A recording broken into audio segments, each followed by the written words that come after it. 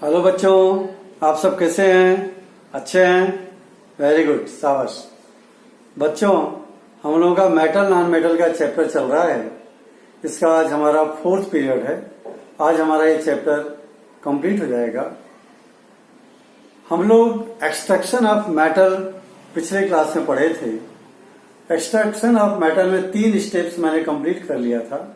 पहला refining of ore यानी ore concentration, दूसरा conversion of sulphide ore and carbonate ore into oxide ore, तीसरा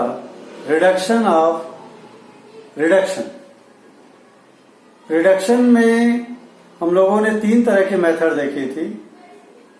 सबसे लो रिएक्टिव मेटल के लिए heating alone, medium reactive metals के लिए रिडक्शन बाय रिड्यूसिंग एजेंट और हाईली रिएक्टिव मेटल्स के लिए इलेक्ट्रोलाइटिक रिडक्शन। अब हमारे पास मेटल मिल गया बच्चों, लेकिन जो भी मेटल मिले हमको उनमें बहुत इम्प्योरिटीज है। अब जरूरत है उन मेटल को रिफाइन करने की, उन मेटल्स को प्यूरिफाई करने की, यानी उसमें से इम्प्योरिटीज को निकालने की। मेटल्स में भी सिलिका की थोड़ी इम्प्योरिटीज रहती है। तो हम लोग आज रिफाइनिंग ऑफ मेटल का टॉपिक सबसे पहले कंप्लीट कर लेते हैं ताकि एक्सट्रैक्शन ऑफ मेटल कंप्लीट हो जाए। रिफाइनिंग ऑफ मेटल बहुत ही मोस्ट इंपॉर्टेंट टॉपिक है। एग्जाम में कई बार इससे क्वेश्चन बने हैं। पूरा रिफाइनिंग पूछता है तो 3 मार्क्स का, ठीक, और हो सकता है 1-2 नंबर के भी क्वेश्चन इसमें से एक आध बार आया हुआ है। बच्चों, रिफाइनिंग ऑफ मेटल करने के लिए हम लोग लेंगे इलेक्ट्रोलाइटिक सेल। क्या लेंगे? Electrolytic cell. चौथी प्रोसेस है रिफाइनिंग ऑफ मेटल यानी प्यूरिफिकेशन ऑफ मेटल। इसका कौन से करेंगे? Electrolytic refining. मेथड का नाम है इलेक्ट्रोलाइटिक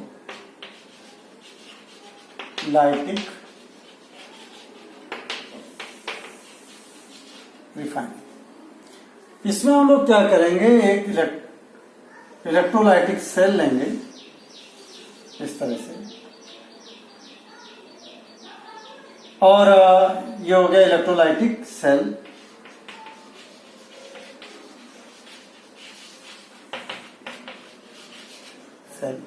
इसमें जो हम लोग एनोड और कैथोड लेंगे वो सोच करके लेना, कोई भी मेटल अपन नहीं ले सकते। जिस मेटल का प्यूरिफिकेशन करना है यानी इम्प्योर मेटल, जिसे कॉपर का प्यूरिफिकेशन करना है, इम्प्योर कॉपर का, तो इम्प्योर कॉपर का हम लोग एनोड ले लेंगे। और एनोड इम्प्योर मेटल है, यानी थिक एनोड लेना आपको।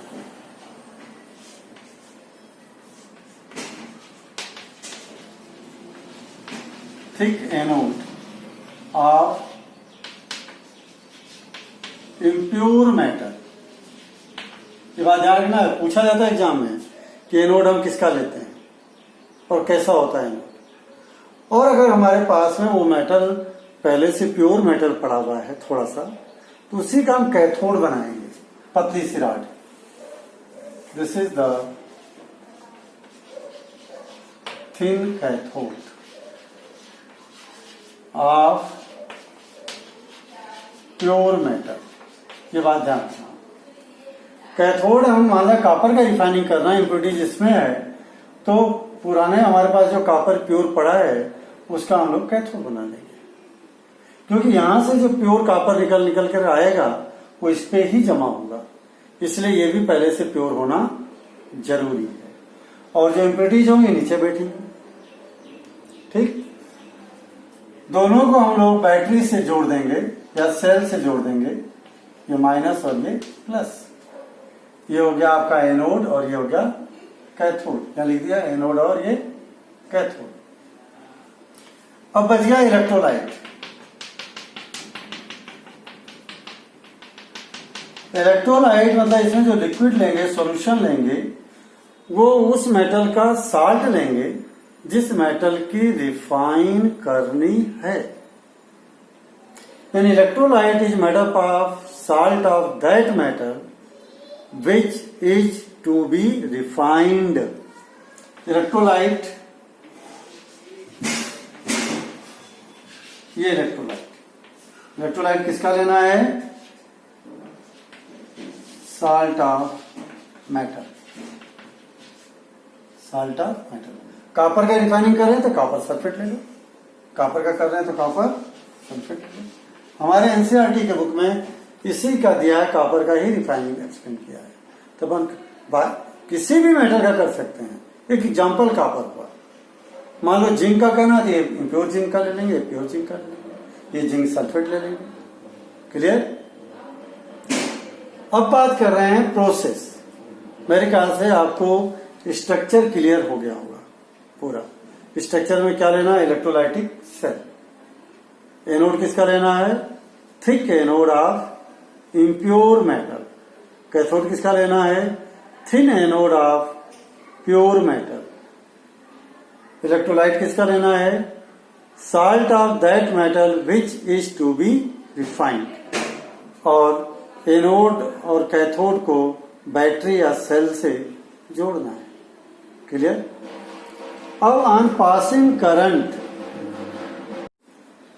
बच्चों ये पूरा सेटअप आपका रेडी हो गया है। अब when we pass the current, जैसे इसमें करंट पास करेंगे तो सबसे पहले क्या होगा? जो कॉपर सल्फेट है CuSO4, देखें CuSO4 will break down into copper ion and sulfate ion. Cu में और सल्फेट आयन में ये टूट जाएगा। ठीक? अब कॉपर पे पॉजिटिव चार्ज आ गया, तो यहां जब यह सॉल्यूशन में कॉपर है तो पॉजिटिव चार्ज वाला किसके तरफ मूव होगा? नेगेटिव की तरफ, यानी कैथोड पे। तो कॉपर यहां आके जमा होगा इसके ऊपर। जितना कॉपर यहां से यहां जमा हुआ है, सेम अमाउंट कॉपर का इस एनोड में से डिजॉल्व हो जाएगा सॉल्यूशन में। ध्यान देना, सेम अमाउंट कॉपर का डिजॉल्व हो जाएगा किसमें? सॉल्यूशन में। तो वापस कॉपर सल्फेट बन गया सेम। फिर से कॉपर सल्फेट टूटेगा, फिर कॉपर यहां जमा होगा, फिर नया कॉपर यहां से वापस डिजॉल्व होकर के एनोड से आ जाएगा। धीरे धीरे धीरे धीरे धीरे धीरे सारा कॉपर यहां से निकल करके यहां आ जाएगा, और जो इम्प्योरिटीज होंगी they will settle down in the bottom below the anode. These impurities are known as anode mud. Anode mud. और जब ये प्रोसेस कंप्लीट होने जाएगी धीरे धीरे, now the anode becomes thin. जो एनोड है कैसा बन जाएगा? थिन। और cathode will become thick. Cathode जो है इस तरह से थिक हो जाएगा, क्योंकि यहां से कॉपर आकर के यहां जमा हो रहा है। क्लियर है? तो बच्चों ये प्रोसेस कैथोड और एनोड पे दोनों जगह होती है। ठीक है? यहां से फिर से सुन लें। When we will pass the current, copper sulphate will break down into copper ion and sulphate ion. Copper ion will deposit on the cathode, and same amount of copper will dissolve. Copper ion will dissolve from anode to the solution. Again this process repeat. फिर से copper यहाँ जमा होगा और उतना copper यहाँ से यहाँ आ जाएगा। यानी ये प्रोसेस चलती रहेगी जब तक कि पूरा एनोड डिजॉल्व न हो जाए। Impurities will settle down below the anode known as anode mud. बस ये इतना सा ध्यान रखना। हो गया आपका ये प्यूरिफिकेशन। क्लियर है? बच्चों एक चीज और बता दूं, जो कॉपर यहां पर है एनोड में, ये अपना इलेक्ट्रॉन लूज कर देगा और वो इलेक्ट्रॉन यहां से होते हुए इधर आएंगे और इसमें से यहां जो कॉपर आयन जा रहा है वापस उसको एक्सेप्ट कर लेगा। जिससे मान लो यहां Cu है और Cu डबल प्लस का चार्ज बन गया, तो Cu डबल प्लस तो यहां आ गया। कब बना डबल प्लस का चार्ज? जब उसने इलेक्ट्रॉन लूज किया। अब वो इलेक्ट्रॉन कहां गए? इसमें से वायर में से होते हुए यहां से होते हुए यहां आएंगे। ठीक? यानी पॉजिटिव वाला दे रहा है इसको, यहां आएंगे जब यहाँ जाएंगे तो उनको कौन ले लेगा, यहाँ पे जो आया हुआ कॉपर है वो। इस तरह से we will obtain 99.9% pure copper. ये हो गया प्यूरिफिकेशन ऑफ मेटल। इसमें एग्जाम में जब आए ये दोनों डायग्राम बनाना, एक ये पहले वाला जो मैंने बना रखा था और जो दोबारा ये डिजॉल्व होने के बाद ये मोटा हो गया, ये पतला हो गया, ये भी डायग्राम बनाना, दो डायग्राम बनाना आप, ठीक है। तो आपका प्यूरिफिकेशन कंप्लीट। अब हम बात करते हैं बच्चों इस टॉपिक में छोटे से और एक दो टॉपिक बचे हैं।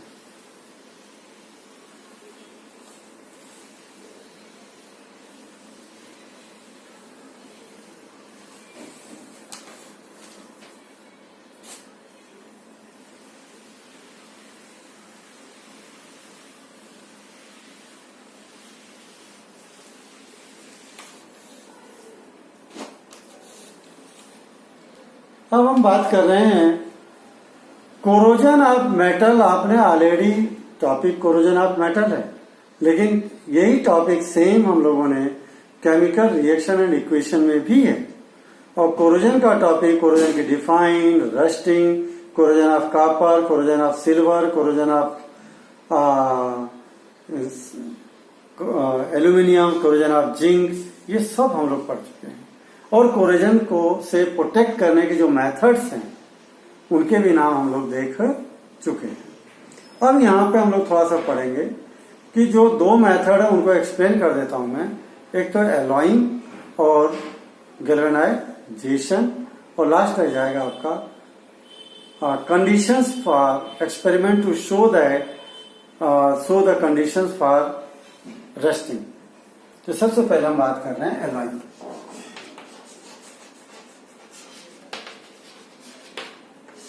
एलॉइंग का मतलब होता है मिक्सिंग टू और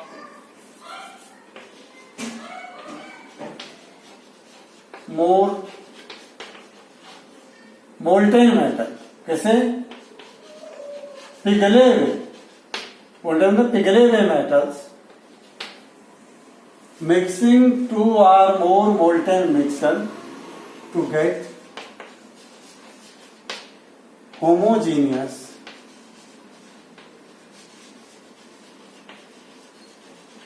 mixture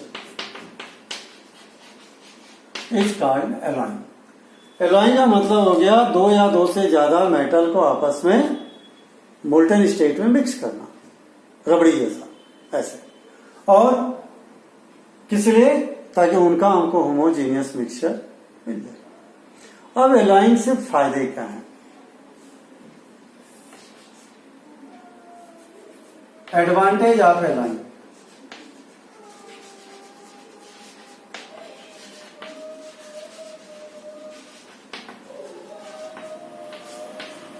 एलॉइंग जो है, जो मेटल्स हैं उनका एक तो मेल्टिंग पॉइंट डिक्रीज कर देगा, यानी फिजिकल प्रॉपर्टीज उनकी काफी चेंज कर देगा, और रिएक्टिविटी भी उनकी चेंज करेगा।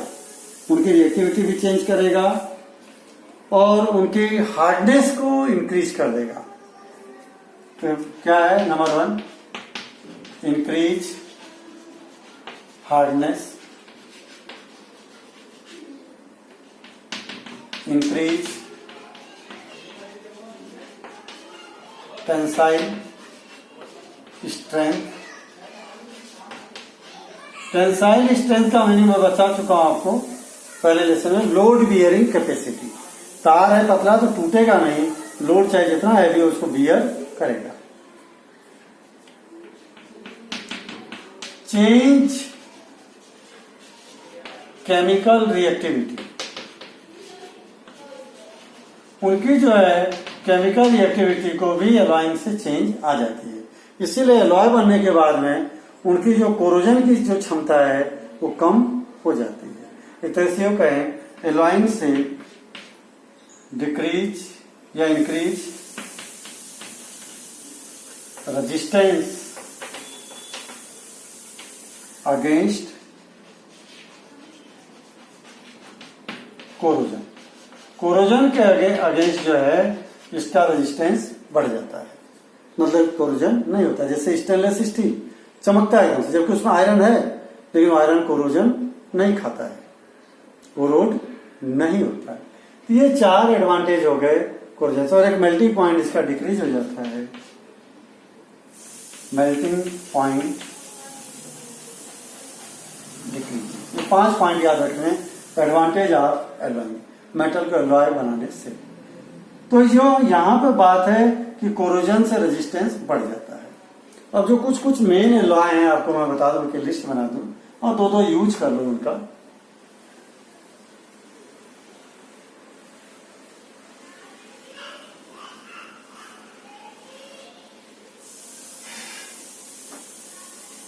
बच्चों,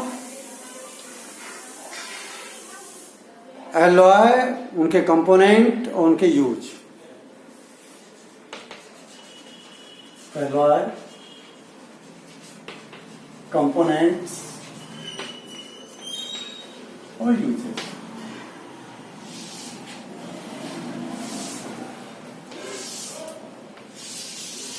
एलॉय में पहले हम लोग कॉपर के 2 एलॉय ले लेते हैं, ब्रास और नंबर 2 ब्रॉन्ज। दोनों में बच्चों कॉपर है, ध्यान रखना, दोनों में कॉपर है। और याद करने के लिए मैं तरीका बता देता हूं। यहाँ जेड है यानी यहाँ जिंक नहीं है, जिंक यहाँ है। यहाँ एस है यानी टीन नहीं है, टीन यहाँ है, ऐसा नहीं। ये दो इनके कंपोनेंट्स हैं। ये काम में कहाँ आते हैं ध्यान दो। ये यूटेंसिल बनाने के काम में आता है, मशीनरी पार्ट बनाने का काम आता है। यूटेंसिल मतलब बर्तन। और ब्रॉन्ज भी मेडल बनाने के काम में आता है, स्टैच्यू बनाने के काम में आता है, और ये भी यूटेंसिल बनता है इसका। ठीक है, तो ये इनके यूज हो गए। तीसरा, आयरन के अलावा देख लो, आयरन का एक तो स्टील और स्टेनलेस स्टील, दोनों में अंतर बच्चों। स्टील में भी आयरन है, स्टेनलेस स्टील में भी आयरन है। इसमें भी कार्बन है, इसमें भी कार्बन है। और इसमें 2 ही चीजें हैं, तो यहाँ 2 चीजें और भी हैं, क्रोमियम और निकल। 4 कंपोनेंट इसके। तो आयरन तो स्टील, जब समझ लो खिड़कियों में जो छड़ें लगती हैं, बिल्डिंग बनती है तो उसमें जो सरिया लगाते हैं, वो सब छड़ें जितनी देखते हो, सरिया, रॉड, वो सब क्या है, स्टील है। रेलवे की पटरी जो बिछाई जाती है स्टील है, रेलवे के डब्बे जो बनते हैं दैट इज स्टील है। ठीक है, स्टील में रस्टिंग होती है बहुत कम, नहीं के बराबर होती है, लेकिन बहुत कम। ठीक है, स्लो रस्टिंग हो जाती है, जबकि स्टेनलेस स्टील में बिल्कुल रस्टिंग नहीं होती है। इसको मैग्नेट अट्रैक्ट करता है, इसको मैग्नेट अट्रैक्ट नहीं करता। इसके हम लोग यूटेंसिल घरों में स्टील के बर्तन देखते ही हो, वो एक्चुअल में स्टेनलेस स्टील है। किस काम में आते हैं, यूटेंसिल्स, ठीक, और सर्जिकल इंस्ट्रूमेंट,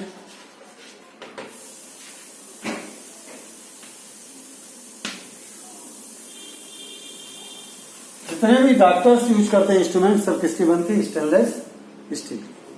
और ये कहां काम आएगा, रेलवे, बिल्डिंग्स, फर्नीचर में दोनों काम आ रहे हैं। फर्नीचर, ये भी फर्नीचर है,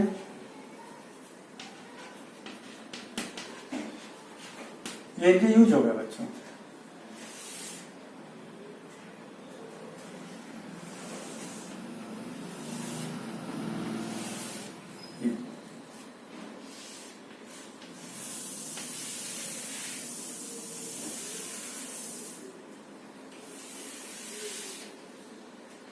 ये इनके यूज हो गए। और एक 5वां, अमलगम। अमलगम मतलब alloy of mercury with any other metal. तो एक तो मरकरी होगा ही, प्लस एनी अदर मेटल। इसमें चांदी भी हो सकती है, सिल्वर भी हो सकता है। और इसका मेन यूज है फिलिंग टीथ कैविटी।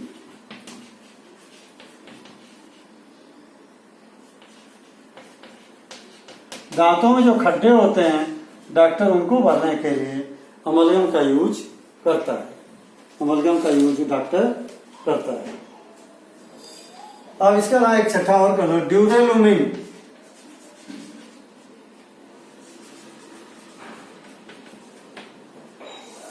ये एलॉय मैग्नीशियम और मैग्नीज का और aluminium. It is use for making cooking utensils and cooker. Cooker में काम आता है, एरोप्लेन में काम आता है। बस ये 6-7 कर लीजिए आप एलॉय। 1 2 3 4 5 6 बहुत हो गए। ठीक, और एक और चाहो तो कर लो, सोल्डर।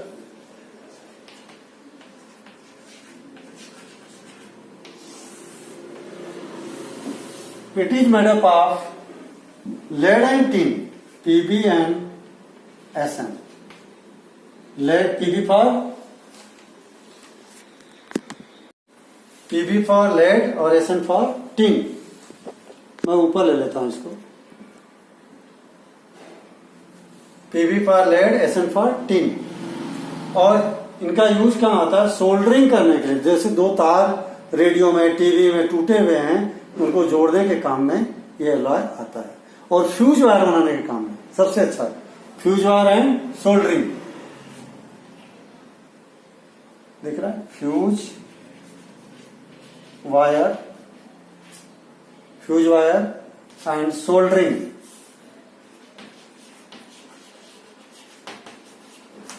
एक तरह से सोल्डरिंग यानी वेल्डिंग। फ्यूज वायर और सोल्डरिंग के काम में ये आता है। फ्यूज वायर और सोल्डरिंग के काम में ये आता है। कौन? सोल्डर। तो बच्चों ये एलॉय की बात हो गई। अब इसके बाद में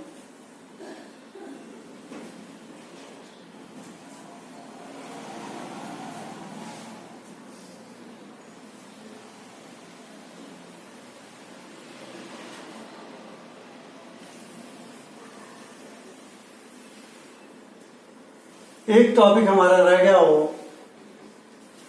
कि conditions for corrosion. Experiment to show the conditions for corrosion.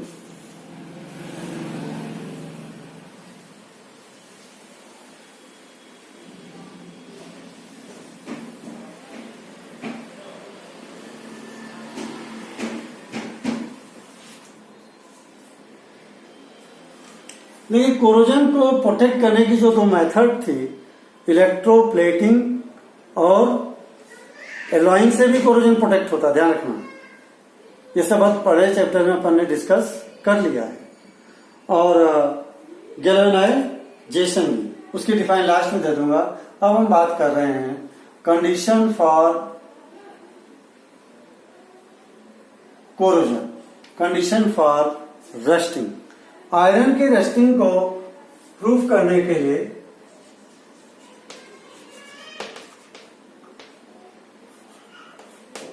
Condition for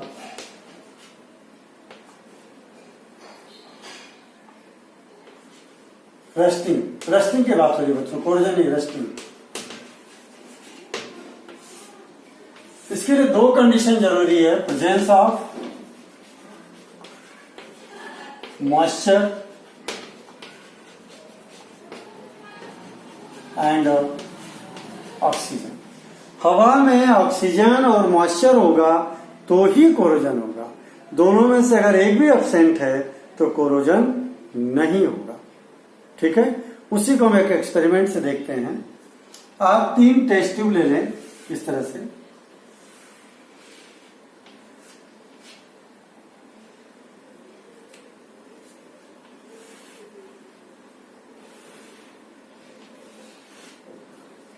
test tube A, B,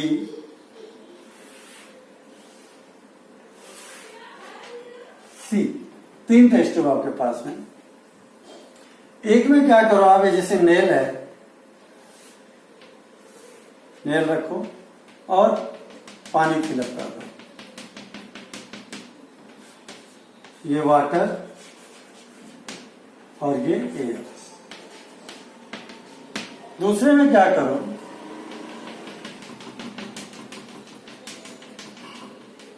water को पहले बॉईल कर लो, बॉइल्ड वाटर ले लो। बॉइल्ड वाटर से क्या होगा, जो अंदर हवा है या रहने जो हवा वो बाहर निकल जाती है। अब उसके बाद में इसके ऊपर डाल दीजिए ऑयल, लेयर ऑफ ऑयल, तेल की लेयर डाल दीजिए। अब इसमें नेल डाल दीजिए।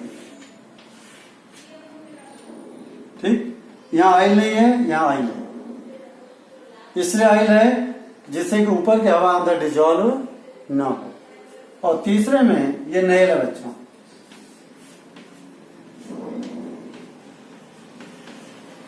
लोहे की कील। और तीसरे में आप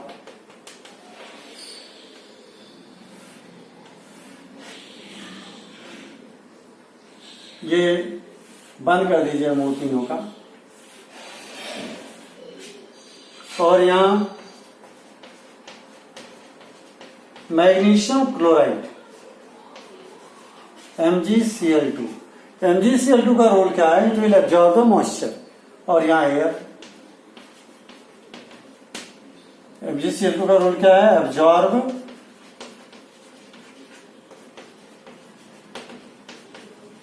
मॉइस्चर, नमी को ये एब्जॉर्ब करता है। कौन ये?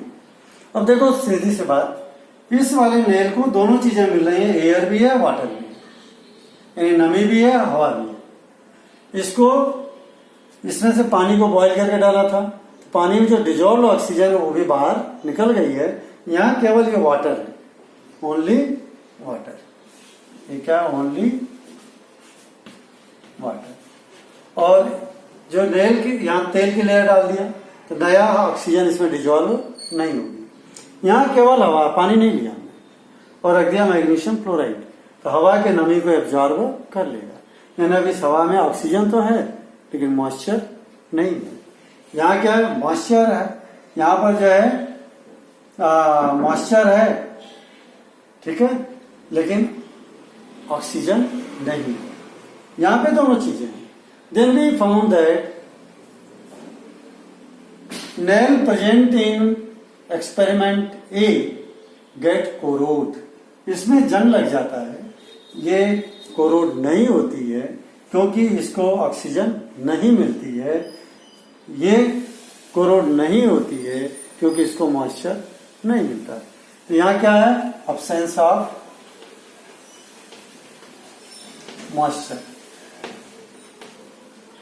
यहाँ क्या है, अब्सेंस ऑफ ऑक्सीजन। ठीक, ये क्या होगी, नॉट कोरोड, नॉट कोरोड, और ये गेट कोरोड, गेट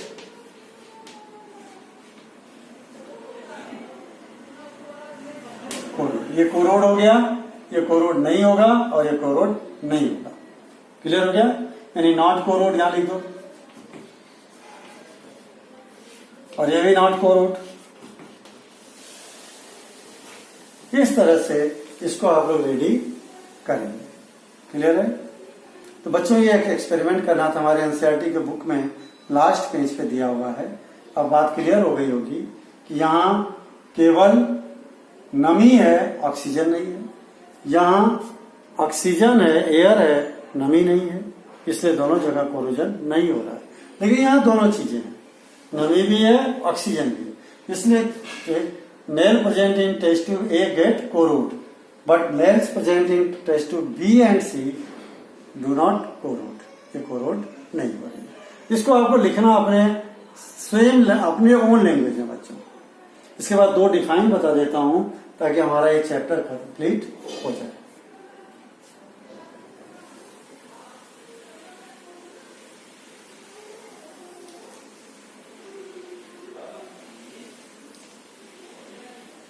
देखो, मेटल्स को कोरोजन से बचाने के लिए,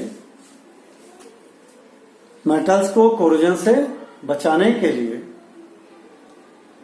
एलॉइंग भी एक मेथड है, और ऑयलिंग, पेंटिंग, ग्रीसिंग, गैल्वेनाइजेशन भी एक मेथड है। गैल्वेनाइजेशन की डिफाइन लिख लो, कई बार आता है।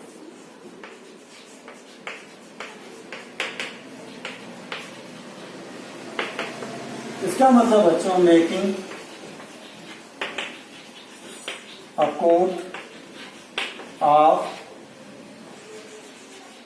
डिजायर्ड, डिजायर्ड होता है जैसा हम चाहते हैं, जिस मेटल को हम चाहते हैं। डिजायर्ड मेटल, डिजायर्ड मेटल का कोट बनाना यानी कवर बनाना। Metal on iron articles, iron के आर्टिकल्स पे एक डिजायर्ड मेटल्स का कोट बनाना, किस लिए? टू प्रोटेक्ट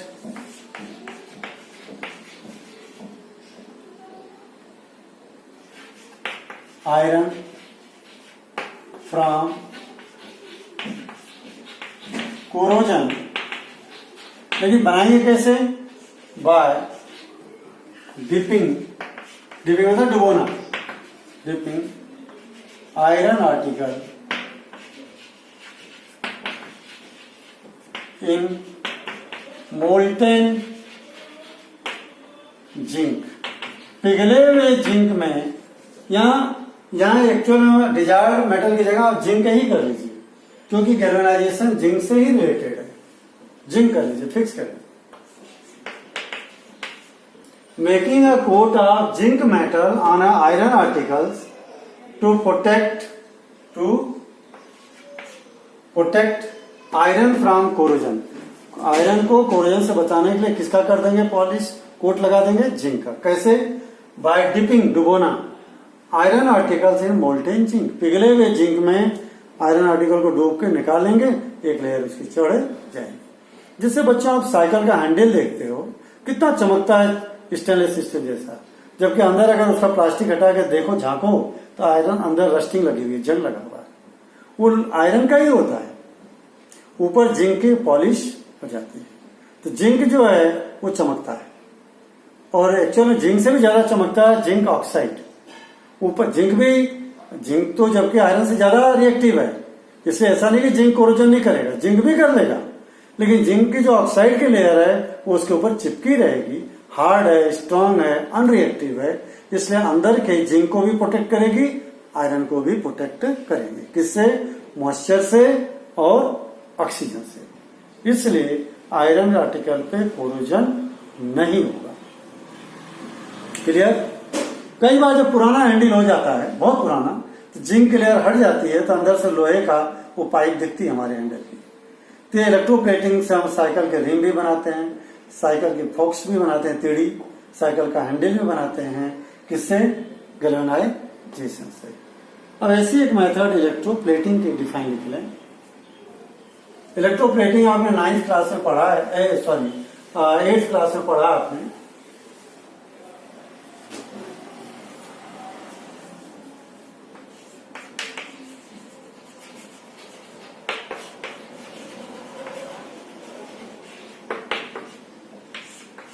इलेक्ट्रोप्लेटिंग में क्या करते हैं, यहां पर भी कोटिंग करेंगे डिजायर्ड मेटल की, आयरन आर्टिकल्स की, ठीक।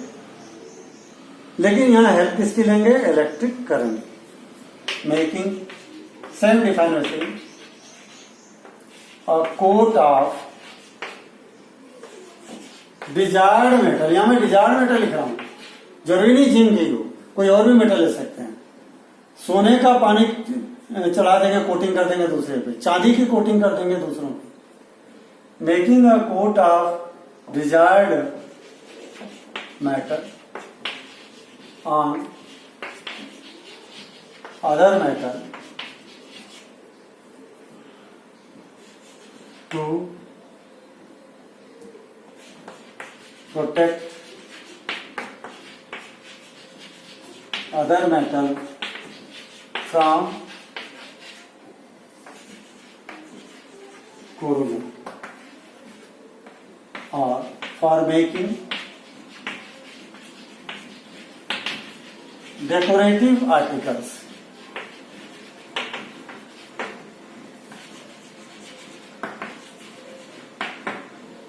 कई बार आयरन की चीजें होती हैं, उसके ऊपर जो है क्या कर देते हैं कि दूसरे मेटल की पॉलिश कर देते हैं, जिससे उसकी चमक बढ़ जाती है, सुंदर दिखने लगता है, ठीक है। और तो डेकोरेटिव पर्पज में आ गया। और जिंक का इलेक्ट्रोप्लेटिंग कर देंगे आयरन पे, तो कोरोजन से प्रोटेक्ट करेगा, इसी को बोलते हैं electroplating. Making a coat of desired metal on other metal to protect other metal from corrosion or for making decorative article with the use of electric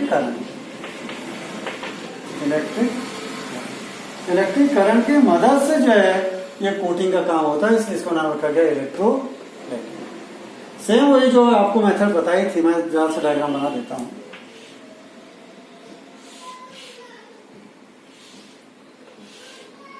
मान लीजिए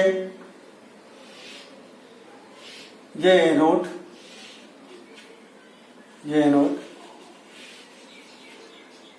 ये आपका गोल्ड है या जिंक है, गोल्ड मान लीजिए, और आपको कोई स्पून है जिसपे आपको सोने का जैसा स्पून दिखाना है, तो आप क्या करें, यहां पे जो है स्पून को जो है लगा दें, ये स्पून,